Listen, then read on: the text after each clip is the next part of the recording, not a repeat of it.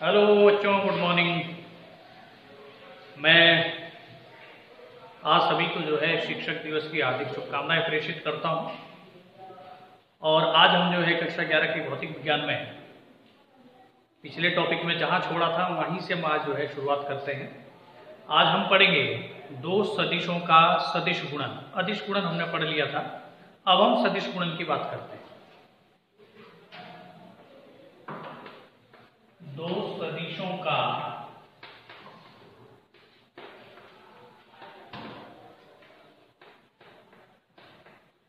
सदिश गुणन, इसको हम क्रॉस प्रोडक्ट भी कहते हैं।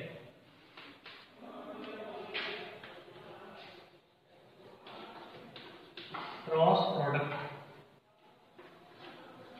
है ना, जो हमारा अदिश गुणन था उसको हम डॉट प्रोडक्ट कहते थे, इसको हम क्रॉस प्रोडक्ट भी कहते हैं। तो मैं इसकी परिभाषा क्या है उसको जरा पहले लिख लूं, फिर आगे की बात करते हैं। दो सदिशों का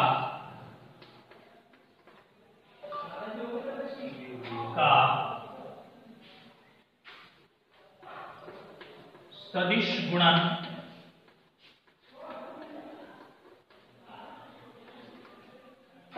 उन सदिशों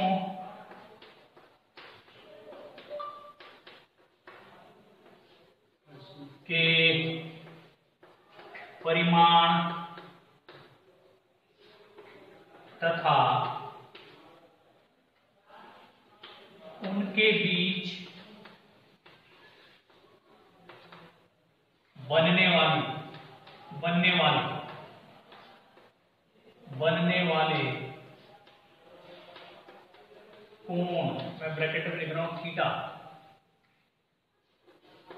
की ज्या मतलब साइन के गुणनफल के बराबर होता है। तो इसमें मुख्य बात क्या है? दो सदिशों का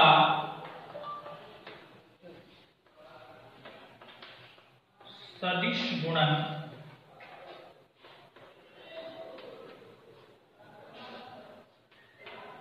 एक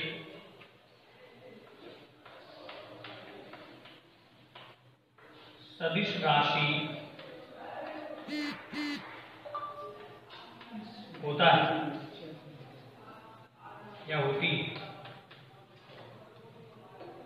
मैंने परिभाषा क्या लिखी सामने देखिए, दो सदिशों का सदिश गुणन, दो सदिशों का सदिश गुणन उन सदिशों के परिमाण तथा उनके बीच बनने वाले कोण की ज्या यानी कि साइन के गुणनफल के बराबर होता है। और यह एक स्वयं में सदिश राशि है। जैसे सपोज ये वेक्टर ए है,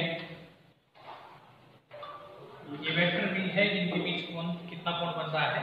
थीटा कोण बन रहा है। तो इनका ए क्रॉस बी, इसको क्रॉस प्रोडक्ट कहते हैं। ए गुणा बी, इसको क्रॉस पढ़ते हैं। क्रॉस का मतलब है कि दिशा को डिनोट करता है, और डॉट का मतलब हुआ कि अदिश है। तो ए क्रॉस बी बराबर ए बी, इन दोनों का परिमाण हो गया साइन थीटा। यहां पे हम एक जो है वेक्टर आर या वेक्टर एन ले सकते हैं, जिसको हम स्थिति सदिश कहते हैं। उनकी स्थिति को बताएगा, आवश्यक नहीं होता है, लेकिन जब सदिश राशियों को दर्शाते हैं और उनका गुणन एक सदिश है तो उसकी स्थिति और दिशा को जो है निरूपित करने के लिए हम स्थिति सदिश को लिख देते हैं। ठीक है, तो दो सदिशों का सदिश गुणन उन सदिशों के परिमाण तथा उनके बीच बनने वाले कोण की ज्या, ज्या का मतलब साइन, के गुणनफल के बराबर होता है। और जो प्रोडक्ट आया वो भी एक सदिश राशि है।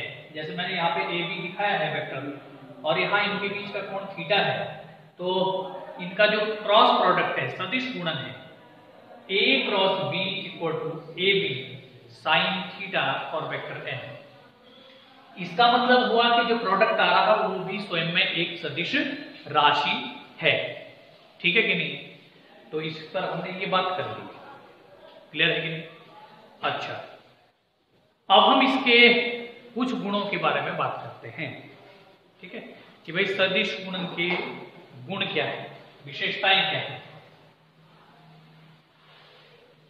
या एक एग्जांपल दे देते हैं पहले। एग्जांपल फॉर एग्जांपल बाद में ठीक रहेगा, क्योंकि अभी गुण नहीं पढ़े तो फिर एग्जांपल करो। गुण, इसमें नंबर 1 वो गुण मैंने वहां पर लिखा है, दोबारा लिखने की जरूरत नहीं। दो सदिशों का,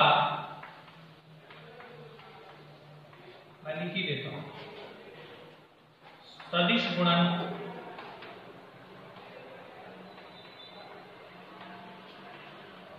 एक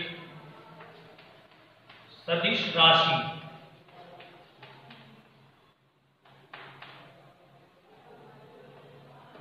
होता है, जो गुणन है इस सदिश राशि होता है। दूसरा,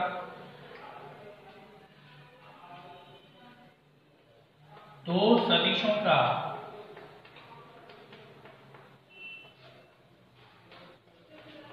सदिश गुणन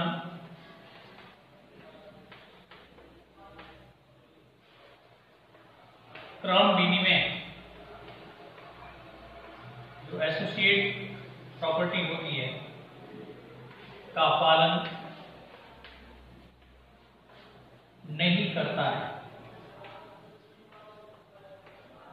अदिश गुणनफल में हमने पढ़ा था कि वो क्रम विनिमय का पालन करता है। तो देखिए यहां पे कितना डिफरेंस है, बहुत डिफरेंस है। सामान्य जो संख्याएं होती है वो गुणा में क्रम विनिमय का पालन करती है। जैसे 3 गुणा 2 कितना हुआ 6, 2 गुणा 3 कितना हुआ 6। लेकिन यहाँ ऐसा नहीं, ठीक है, ये क्रम विनिमय का पालन नहीं करती है। कहने का मतलब क्या होगा, A cross B sine theta does not equal to B cross A sine theta. हम इसको ऐसा नहीं लिख सकते, ए बी के क्रम को आगे पीछे नहीं कर सकते हैं। ठीक है, अदिश गुणन में कर सकते हैं, क्योंकि अगर हमने इसको आगे पीछे करना तो कोण जो है 360 में से घट जाएगा साइन 2 पाई माइनस थीटा। ठीक है, तो वो साइन थीटा के इक्वल नहीं होता है, जबकि कॉस थीटा इक्वल टू हम लिख सकते हैं कॉस 2 पाई माइनस थीटा। तो ये इसको हम नहीं लिख सकते, क्रम विनिमय नहीं कर सकते। यहाँ पे A क्रॉस B को B क्रॉस A नहीं लिख सकते हैं, जबकि जब हमने अदिश पढ़ा था तो हमने वहां पे A डॉट B को B डॉट A कर दिया था। तो ये क्रम विनिमय का पालन नहीं करता है। तीसरा गुण, ठीक है, चलिए आपने ये परिभाषा लिख ली होगी, मैं इसको बता देता हूं।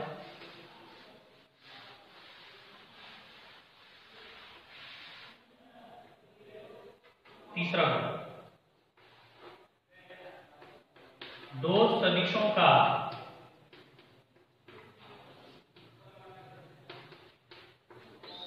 सदिश गुणन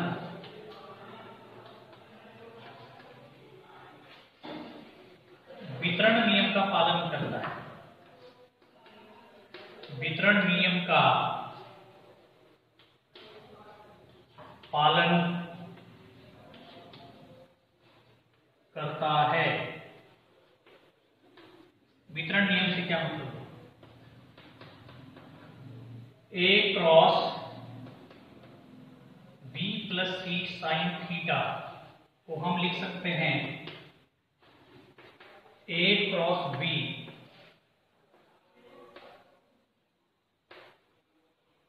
plus A cross C sine theta.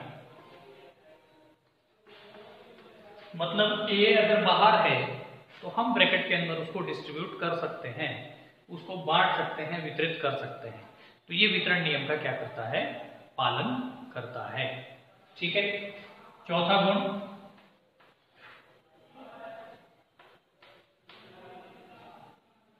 दो लंब सदिशों का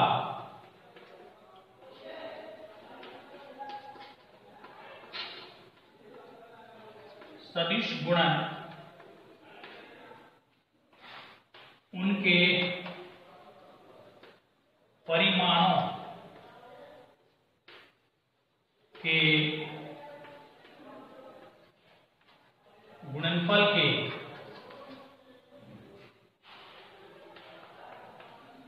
बराबर होता है। जैसे A cross B sine theta, अब बिकॉज थीटा 90 डिग्री है तो A cross B sine 90 degree, sine 90 का मान 1 होता है तो इसको हम लिख सकते हैं A क्रॉस B इंटू 1। इसका मतलब है इम्प्लाइज दैट A क्रॉस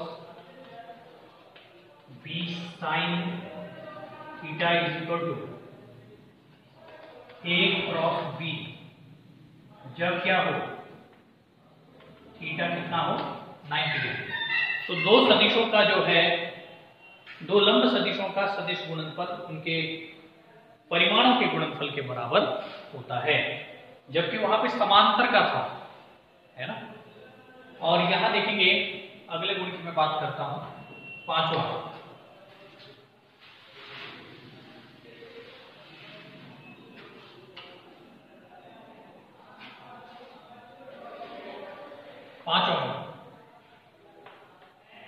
दो समांतर सदिशों का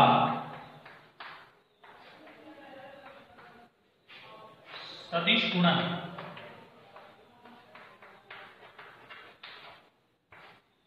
शून्य होता है।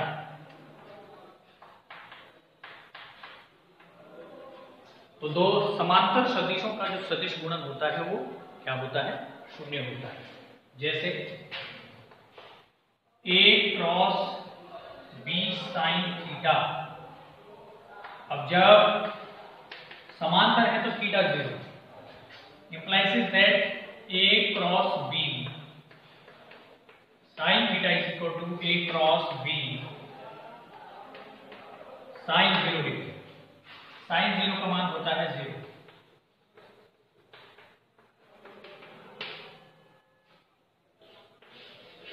ठीक है, तो दो समांतर सदिशों का जो सदिश गुणन होता है वो शून्य होता है, या ऐसे भी कह सकते हैं कि दो समांतर सदिशों का जो सदिश गुणन होता है वो शून्य सदिश होता है, शून्य सदिश के बराबर होता है, क्योंकि जो प्रोडक्ट अंत में आ रहा है वो भी अपने आप में एक क्या है, सदिश राशि है, अदिश नहीं सदिश राशि है।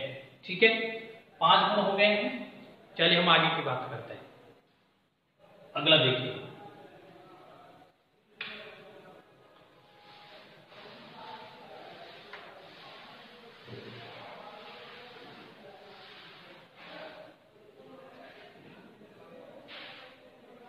छठवां,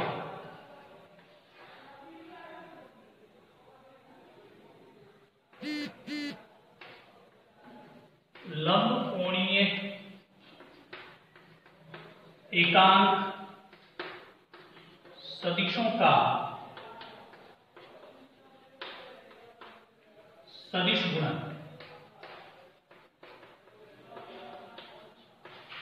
अब आपने, मैं डॉट प्रोडक्ट का याद दिला दूं, वहां पे हमने लिखा था I dot I is equal to 1, J dot J equal to 1, K dot K equal to 1, बाकी शून्य होगा। यहां उल्टा है। ठीक है, I cross I equal to 0, J cross J equal to 0, K cross K equal to 0। ठीक है, स्वयं के साथ जो है सदिश गुणन शून्य हो जाता है। ठीक है, अब बाकी I dot J equal to K अगले वाला आ जाएगा, या J dot K equal to I, उल्टा आता है तो माइनस, जैसे K dot J equal to minus I। ठीक है, ऐसे करके लिख सकते हैं, समझ गए होंगे। या K dot I equal to J,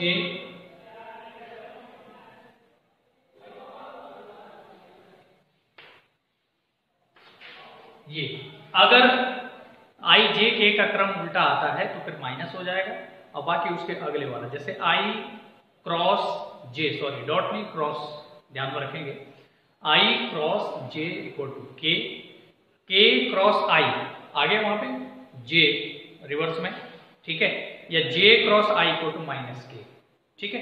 तो ऐसे करके अगर क्रम उल्टा है तो माइनस लगाएंगे, नहीं तो फिर प्लस में वो अगला आ जाने वाला है, और स्वयं के साथ जो है शून्य होता है। इसी में हम सातों में पढ़ सकते हैं, किसी सदिश का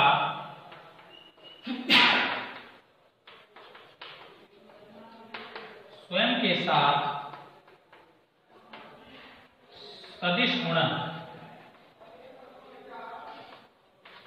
शून्य होता है, यही से देख सकते हैं,